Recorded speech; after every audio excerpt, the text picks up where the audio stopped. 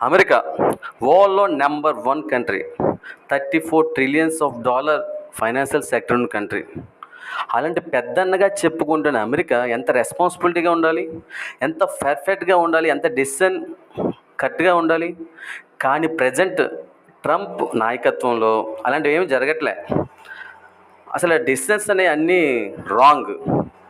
మిత్రదేశమా శత్రుదేశం అని తెలియకుండా టారిఫ్స్ వేసేస్తాం, శాంక్షన్స్ వేసేస్తాం అంటే ఎట్లా అవుతుంది?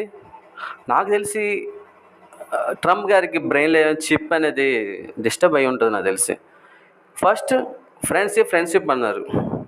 ఏం ఫ్రెండ్షిప్ అర్థం కావట్లేదు. ఇండియాని పొగిడేశారు, అదేం కావట్లేదు.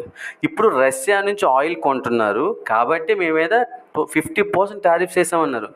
50% టారిఫ్స్ మనం సఫర్ అవుతాం, కానీ మనం తగ్గే ఛాన్స్ లేదు, వెనకడిగేసే ఛాన్స్ లేదు. ఎందుకంటే ఎంత ఎంత ఆటుపోట్లు వచ్చినా, ఎంత అవరోధాలు వచ్చినా నిలబడే గుండె, నిలబడే మనిషి నరేంద్ర మోడీ గారు.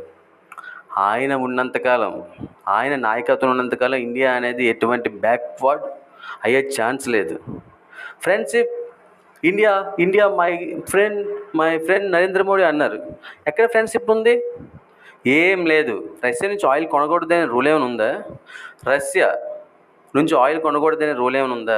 రష్యా ఫ్రెండ్, ఇజ్రాయెల్ ఫ్రెండ్, మన ఫ్రెండ్స్ నుంచి మనం కొనుక్కుంటాం. మనకన్నా ఎక్కువ చైనా కొంటుంది కదా.